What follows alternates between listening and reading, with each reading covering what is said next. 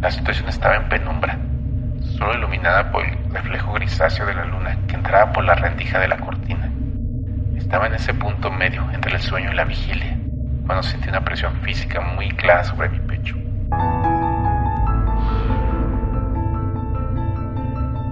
Bienvenidos a Un Cuarto Sin Espejos. En el episodio de hoy nos adentramos en el terreno de lo invisible, lo esquivo y para muchos lo perturbador. Hablamos de criaturas que habitan en los márgenes de nuestra realidad, los duendes. A lo largo de la historia, las leyendas los describen de muchas formas, pero quienes han cruzado caminos con ellos saben que la naturaleza es impredecible. Hoy conoceremos dos testimonios que muestran las dos caras de la misma moneda. Apaga la luz, acomódate y prepárate. Esto es Un Cuarto Sin Espejos. Las cosas que no estaban. A veces uno piensa que tiene el control de su vida cuando logra ciertas metas básicas. Yo tengo 35 años y trabajo en un despacho de abogados. Es un empleado de oficina normal, con horarios de entrada fija y salida, que a veces se alargan por el papeleo o las juntas de última hora. Mi rutina durante mucho tiempo no tenía nada de extraordinaria. Despertar temprano, bañarme, tomar un café rápido, pasar el día revisando contratos y expedientes, y luego salir. Algunos días iba a cenar algo rápido por ahí, o me veía con un par de amigos de toda la vida para platicar un rato antes de regresar a dormir. Lo normal, lo que hace cualquiera para despejarse, después de estar sentado frente a una computadora analizando leyes y reglamentos. Las cosas mejoraron en el trabajo hace unos meses. Me dieron una promoción, llegó un aumento de sueldo y con eso la oportunidad de dar un paso que ya me urgía: dejar de compartir departamento. Llevaba años viviendo con roomies, lidiando con horarios ajenos, trastes sucios y la falta total de privacidad. Empecé a buscar opciones. Encontré una casa pequeña en una zona antigua pero tranquila. Era una construcción de una sola planta, algo vieja pero bien conservada, con el espacio justo para mí. El trámite de contrato fue rápido y el día que me mudé me sentí muy satisfecho. Por fin tenía un lugar propio donde nadie iba a mover mis cosas ni interrumpir mi espacio. Las primeras semanas fueron perfectas. Disfrutaba mucho del silencio y de la independencia. Al poco tiempo empecé a notar pequeños detalles que al principio me parecieron simples descuidos míos. Una mañana dejé las llaves del coche sobre la barra de la cocina. Estoy completamente seguro de que las puse ahí junto a la cartera, porque es mi costumbre, para no andar buscándolas antes de salir. Cuando regresé a tomarlas, no estaban. Revisé los bolsillos del pantalón, busqué en la mesa de la entrada y nada. Al final las encontré en una repisa del baño, un lugar donde no tenía sentido que las hubiera dejado. Pensé que andaba distraído por el cansancio del despacho. Un par de días después, pasó lo mismo con un encendedor y luego con el control de la televisión. El control apareció dentro de un cajón de la cocina, abajo de unos manteles. Me causó un poco de confusión, pero no le di más vueltas. Uno se convence a sí mismo de que hace cosas en automático sin darse cuenta. La situación se mantuvo así durante semanas. Las cosas cambiaban de lugar o desaparecieron por completo durante días, como un bolígrafo negro que usaba siempre para anotar los pendientes y nunca volvió a aparecer. Un viernes por la noche, mi amigo de la infancia, Luis, vino a visitarme para conocer la casa. Su familia ha vivido en los alrededores de esta misma zona desde hace muchísimas décadas, así que él conoce bien cada detalle y cada negocio del rumbo. Estábamos sentados en la sala, tomando algo y platicando de cómo nos iba cada uno. Y en medio de la plática, mientras buscaba el destapador que juraba haber dejado en la mesa y que terminó apareciendo detrás de un florero vacío, solté un comentario, quejándome de mi supuesta mala memoria reciente. Dije que la casa me estaba volviendo loco, porque todo se me perdía. Luis soltó una carcajada limpia y me miró directo a los ojos. Me preguntó si a mí también me estaba pasando eso. Me quedé serio y le pregunté que a qué se refería con que también a mí. Él dejó su vaso en la mesa todavía con una sonrisa dibujada en la cara, y me explicó que desde que era niño, la gente del barrio conocía esa propiedad como la Casa de los Duendes. Aclaró de inmediato que eran puras leyendas tontas de los vecinos más viejos. El típico rumor que se inventan en las colonias antiguas para darle misterio a las construcciones que se pasan tiempo deshabitadas. Dijo que nadie con sentido común creía en esas cosas, que seguro que el dueño anterior también perdía sus pertenencias por puro desorden. Nos reímos un rato, seguimos tomando y la noche terminó sin más contratiempos. A pesar de la explicación lógica de Luis, las pérdidas se volvieron más obvias y frecuentes durante los días siguientes. Ya no eran cosas pequeñas o fáciles de olvidar. Una tarde dejé mis zapatos de vestir junto a la puerta principal y a la mañana siguiente uno de ellos estaba en el piso del patio trasero. No tengo mascotas. Las ventanas estaban cerradas y las cerraduras no tenían menor signo de haber sido forzadas. No había manera de que el zapato se hubiera movido solo hasta allá afuera. El orden de la casa empezó a alterarse de formas que ya no encajaban con un simple despiste de mi parte. Empecé a sentir una molestia constante, no de miedo, sino de frustración por no entender el mecanismo detrás de esos movimientos. El sábado siguiente, decidí quedarme a descansar. A media tarde, me recosté en el sillón de la sala y me quedé dormido. Me desperté un par de horas después, de manera muy lenta y tranquila. Justo cuando el sol se estaba ocultando, la luz dorada del atardecer entraba directo por la ventana grande que da a la calle, iluminando la sala de una forma muy clara, sin sombras oscuras. Me quedé inmóvil unos segundos, disfrutando del reposo, cuando escuché un sonido nítido. Eran risas de niños. El tono era agudo, suave, como cuando 2 o 3 niños se esconden para hacer una travesura. Lo extraño fue la distancia. El sonido venía de adentro de la misma sala, a unos escasos 2 metros o menos de donde yo estaba. Al principio pensé que era el eco de la calle, o que seguía medio dormido. Para fijarme en el suelo, vi mis llaves tiradas lejos de cualquier mueble. Los eventos se volvieron cotidianos a partir de esa tarde. Las risas ya no se limitaban al horario del atardecer. Empezaron a escucharse a altas horas de la noche. Ruidos sutiles de pisadas rápidas sobre el piso de la loseta, como si pies descalzos y muy ligeros corrieran de un extremo a otro del pasillo. Una noche, la situación cambió por completo. Eran cerca de las 2 de la mañana. Yo estaba en la cocina sirviéndome un vaso de agua, con la luz de la barra encendida, que iluminaba de forma indirecta el resto de la estancia. Escuché el murmullo agudo justo detrás de la mesa del comedor. Me giré despacio, con el vaso todavía en la mano. Ahí los vi. No fue un vistazo rápido, ni una sombra confusa. Había 3 criaturas de pie sobre la superficie de la mesa, perfectamente visibles bajo la luz tenue que llegaba a la cocina. Medían aproximadamente unos 10 centímetros de altura. Sus proporciones eran distintas a las de un niño humano.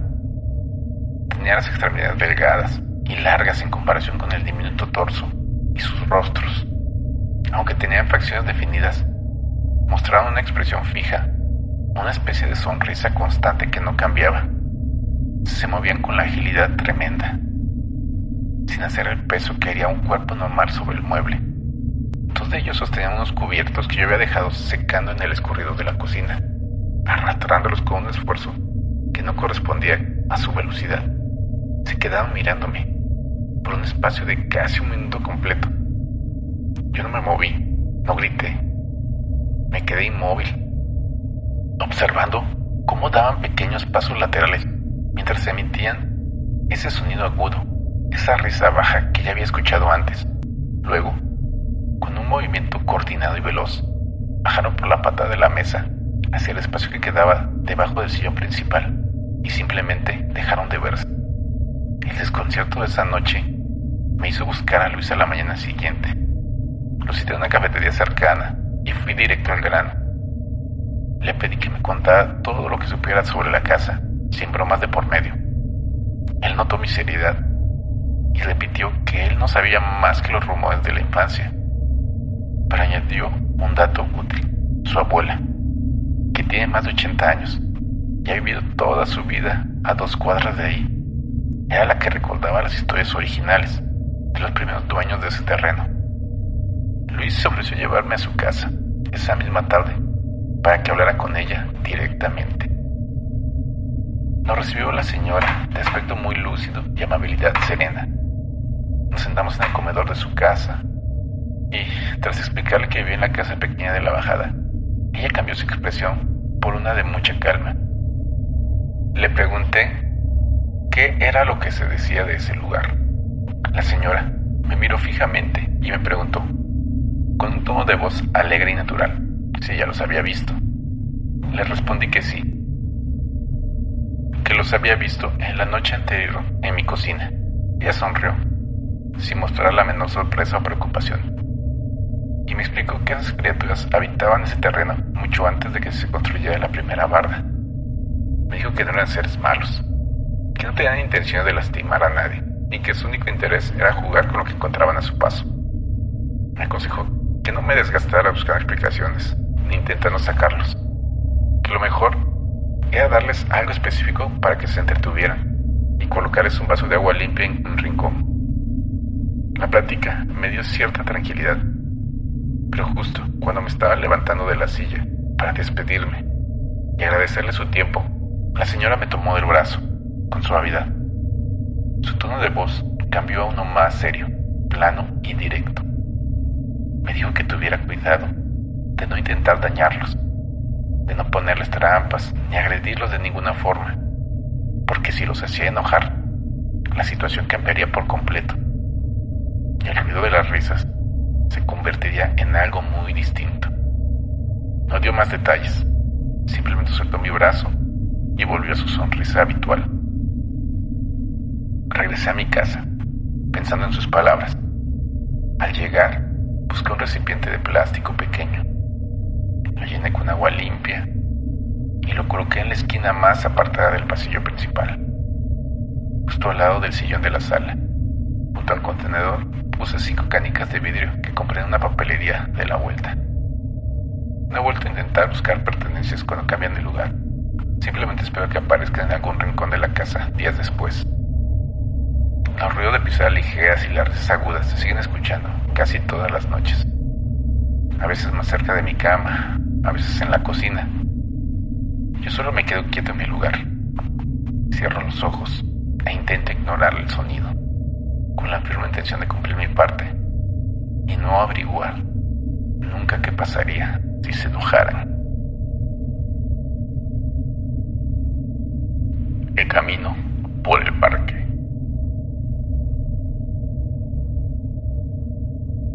El trabajo en la vida nocturna tiene un ritmo muy diferente al de los demás. Mi nombre es Ricardo y ya llevo un buen tiempo trabajando como mesero en el bar del centro. Mi rutina es al revés de casi todo el mundo. Mientras la gente va saliendo de sus oficinas, yo apenas me estoy alistando para empezar mi jornada. Entro a media tarde y salgo a las 3 o 4 de la madrugada, dependiendo de qué tan pesado haya estado el cierre, o si los clientes se quedan rezagados platicando. Lo bueno de este horario es que tengo prácticamente toda la mañana y parte de la tarde para descansar, hacer mis pendientes en el banco, ir a comer con calma o simplemente ver la televisión sin prisas. Para mí era una vida bastante tranquila y sin mayores complicaciones. Todo este asunto empezó una noche de fin de semana, a finales del mes pasado. El bar había estado llenísimo. Terminamos de limpiar las mesas y de acomodar las sillas ya pasadas las 4 de la mañana. Como suele pasar en este oficio, al terminar el turno, nos tomamos un par de bebidas entre los compañeros para relajarnos antes de irnos. Salí del lugar con unas copas encima. No estaba borracho, pero sí traía una sensación de ligereza y cansancio acumulado. Para llegar a mi casa normalmente tomo transporte o camino por la avenida principal, pero esa madrugada decidí acortar el camino por un parque que está a mitad del trayecto. Es un espacio público algo abandonado, con las luminarias fundidas y la maleza crecida. Pero cruzar por ahí en línea recta me ahorraba fácilmente unos 20 minutos de caminata. Y Iba caminando por el andador central de tierra, esquivando algunas ramas secas, cuando me detuve junto a un árbol grande, un fresno viejo, que tiene el tronco hueco de un lado. Al fijar la vista en la cavidad, noté algo extraño. Había una estructura pequeña, hecha de pedazos de madera delgada, ramitas entrelazadas y trozos de losa rota. Parecía una casita de juguete, muy detallada, con una pequeña entrada y un techo minúsculo cubierto de musgo seco. En ese momento, el alcohol y el cansancio encima, me pareció una tontería o una manualidad olvidada por unos niños. Se me hizo fácil levantar el pie y darle una patada directa. La estructura se deshizo por completo bajo mi zapato. Los pedazos de madera crujieron y saltaron en varias direcciones sobre la tierra. Me dio risa mi propia acción y terminé de cruzar el parque y llegué a mi departamento a dormir sin pensar más en el asunto. A los 2 días, las cosas en mi departamento empezaron a salirse de su orden habitual. Al principio fueron pérdidas sencillas. El encendedor que siempre dejaba junto a la estufa desapareció un lunes. Busqué en los cajones abajo de la mesa y nunca lo encontré. Al día siguiente, las llaves del bar que siempre cuelgo en un clavo detrás de la puerta principal aparecieron tiradas debajo de la cama, en el rincón más oscuro. Pensé que el cansancio nocturno me estaba haciendo olvidar las cosas. Pero la situación escaló rápido. El jueves por la tarde, al despertar, encontré un plato de cerámica roto a mitad de la sala. Los pedazos estaban esparcidos en un círculo perfecto y las paredes interiores del pasillo tenían manchas circulares de lodo seco, como si alguien hubiera caminado con las manos sucias por la casa. La situación se volvió insoportable durante las madrugadas. Cuando regresaba del bar, alrededor de las 5 de la mañana, intentaba acostarme a dormir, pero los ruidos me lo impedían. Escuchaba pisadas constantes en el techo de la recámara y un sonido seco, como de uñas delgadas rascando la madera de las puertas. Pasaba las horas con los ojos abiertos, mirando el techo. Trataba de encontrar una lógica de esos sonidos, pensando que tal vez eran ratas o alguna tubería vieja que vibraba con la presión del agua. El desgaste físico se me empezó a notar en la cara. Traía unas ojeras enormes, la piel opaca, y me costaba mucho mantener la concentración durante mi turno en el bar, al grado que confundía las órdenes de las mesas. Un martes por la tarde, antes de entrar a trabajar, fui a comer a una fonda cercana con una compañera del bar. Ella me vio el semblante demacrado y me preguntó directamente si me sentía mal o si tenía algún problema familiar. Ante su insistencia, decidí contarle todo lo que estaba pasando en mi casa, los objetos rotos, las manchas de lodo y la falta de sueño. Yo esperaba que se riera de mí o que me recomendara un médico para el estrés, pero su reacción fue completamente seria.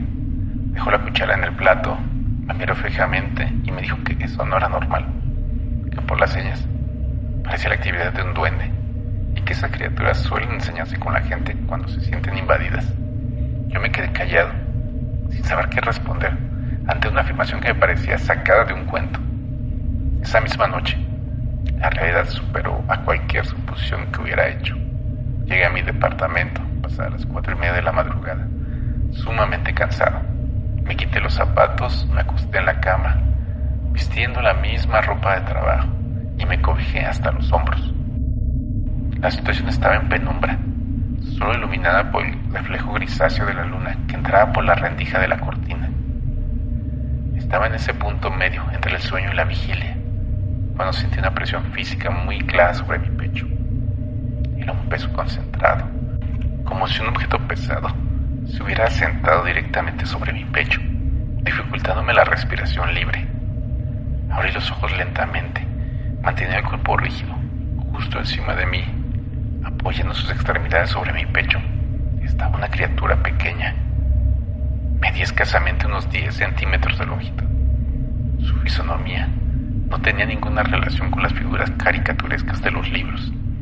Su cuerpo era alargado, cubierto por una piel de tono grisáceo y textura rugosa, similar a la corteza de un árbol. Tenía 4 pequeños ojos, esféricos y completamente negros, distribuidos en una línea horizontal sobre la frente, desproporcionadamente grande. Su boca estaba semiabierta, mostrando una hilera doble de dientes diminutos y afilados, alineados de forma irregular. La criatura se mantenía inmóvil, emitiendo unos chasquidos rítmicos con la mandíbula mientras me miraba fijamente con sus 4 ojos. El encuentro se prolongó por varios minutos que se sintieron eternos. Yo no podía mover los brazos ni las piernas. La parálisis provocada por la sorpresa me mantuvo completamente estático en el colchón. Pude observar con detalle el movimiento de sus dedos delgados, que terminaban en puntas endurecidas con las que presionaba la tela de mi playera. La criatura ladeaba la cabeza de un lado a otro de forma mecánica, manteniendo la doble hilera de dientes a la vista. El chasquido de su boca era el único sonido que llenaba la habitación. Después de un rato, que pareció detener el tiempo, el ser dio un salto ágil hacia el suelo, cayendo sin hacer el menor ruido, y caminó en línea recta hacia el espacio oscuro que queda debajo de mi closet. Permanecí despierto el resto de la madrugada, mirando fijamente la esquina del closet hasta que la luz del día comenzó a aclarar la habitación. En cuanto dieron las 8 de la mañana, salí de la casa y busqué a mi compañera de trabajo en su domicilio. Al verme el estado de alteración, me pasó a su sala. Le describí con precisión milimétrica el aspecto de la criatura que había estado sobre mi pecho. Ella me escuchó sin interrumpirme, y al terminar, me dijo que ya no tenía el conocimiento para resolver una situación de ese tipo, pero me dio la dirección de una señora de edad avanzada que tenía un puesto de hierbas medicinales en el mercado de la colonia vecina. Caminé hacia el mercado y localicé el pasillo trasero por donde estaba el local. La señora me recibió de manera amable. Le relaté los ruidos, las manchas de lodo, la pérdida de objetos y la apariencia física del ser de 4 ojos. Ella sintió con la cabeza de forma pausada mientras limpiaba una rama sobre la mesa. Me confirmó que se trataba de una entidad de la tierra, pero claro que ese nivel de hostilidad no era común, a menos que hubiera mediado una ofensa directa. Me preguntó directamente si yo le había hecho algo al entorno del lugar, si había destruido alguna planta o si recordaba haber agredido algún espacio. En ese momento no supe qué contestar y le dije que no recordaba nada inusual. Ella me advirtió que la única forma de detener las visitas nocturnas era enmendando el error que hubiera cometido. Salí del mercado sumamente confundido. Para regresar a mi departamento tuve que hacer el trayecto inverso y por mera inercia entré de nuevo al parque abandonado. Al pasar junto al fresno, miré el hueco de nuevo. Vi los restos de la estructura de madera que había pateado días antes, ahora cubierto de tierra y hojas secas. En ese instante, vinculé las fechas y comprendí que el inicio de los ruidos coincidían exactamente con la madrugada en que destruí esa pequeña construcción. El escepticismo se me quitó por completo ante la desesperación de no poder dormir. Caminé a paso rápido hacia una carpintería local que estaba a 3 cuadras de mi casa. Le pedí al encargado que me fabricara una casa de madera pequeña. Le dije que la necesitaba para ese mismo día y que el costo no era problema. El carpintero tuvo el encargo listo para la tarde. Pasé a recoger la pieza de madera que estaba bien ensamblada y lisa. Esperé a que terminara mi turno en el bar esa noche. Al salir a las 4 de la madrugada, caminé directamente hacia el parque, llevando la caja envuelta en una bolsa de plástico. Llegué al fresno viejo, saqué la estructura de madera nueva y la coloqué con mucho cuidado en el fondo del hueco del tronco, asegurándome de que quedara firme sobre la tierra. No dije ninguna palabra, simplemente me di la vuelta y regresé a mi departamento. A partir de esa mañana, los ruidos en el techo cesaron por completo. Las cosas dejaron de moverse de su sitio y no volví a ver manchas de lodo en las paredes. He seguido trabajando en el bar y manteniendo mi rutina de siempre, pero tomé la decisión definitiva de no volver a cruzar por ese parque y de no alterar nada que encuentre en mi camino. 2 realidades de un mismo misterio, desde la perturbación cotidiana de una presencia molesta hasta la manifestación de una maldad inexplicable. Al final, queda la interrogante de qué había realmente en las sombras de los hogares. Si tienes una experiencia que deseas compartir, o si el misterio ha tocado tu puerta, Los canales de comunicación están abiertos. No olvides suscribirte, activar las notificaciones y compartir este episodio. Cierra los ojos, si es que puedes conciliar el sueño. Nos escuchamos en el próximo episodio de Un cuarto sin espejos.